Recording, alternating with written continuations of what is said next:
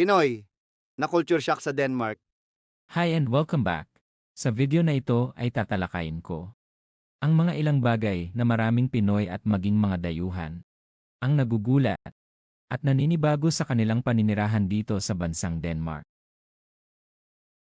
Hango ito sa mga iba't ibang karanasan, pagbabasa, at pagsusuri sa mga kaugalian at tradisyon ng mga ethnic Danes.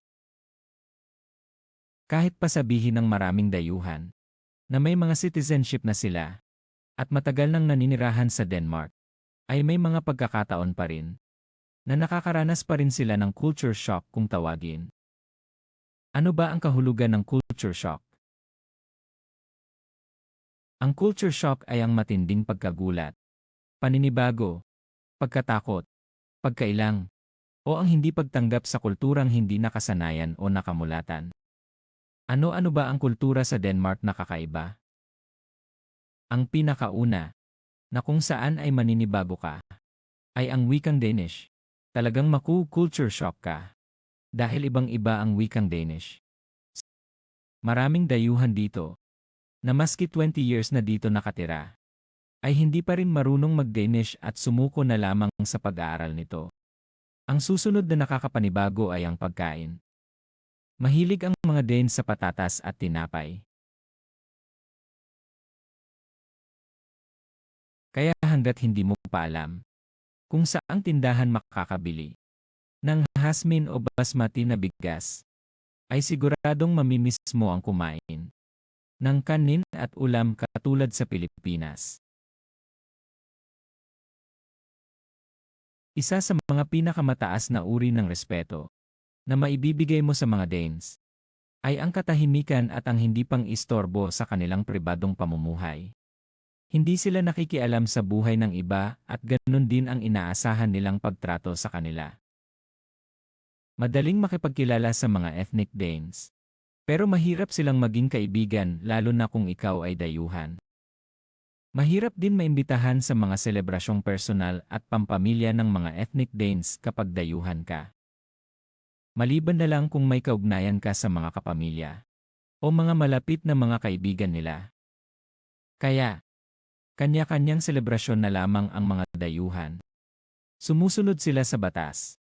Meron ding hindi sumusunod at umaasa na makakalusot. Pero kapag nahuli ng mga otoridad, ay mabilis ang proseso ng hustisya at parusa. Welcome at naikakasal ng legal ang mga LGBTQA sa mga city hall at sa simbahan man. Pwedeng babae ang pari at sakristan sa protestanteng simbahan. Sa katolikong simbahan, ay pwede rin ang mga sakristang babae subalit ang pari ay lalaki pa rin. Kapag miyembro ka ng simbahan, ay magbabayad ka ng membership fee kada buwan. Tax-free ito, pero kusang loob kung magkano lang ang kaya mong ipagkaloob. May mga kaugalian ang mga ethnic Danes na sila-sila lamang ang nagkakaintindihan. May mga bagay na pinag-uusapan at meron ding hindi. Gayunpaman ay nirerespeto ito ng batas at ng lipunan. Sa puntong ito ay bumabawi ng husto sa pagtulong bilang lipunan ang lahat ng mga mamamayan ng Denmark. Dahil sa mataas, matapat, at kabuang pagbabayad ng buwis ay mararamdaman mo ang kanilang pagkakaisa.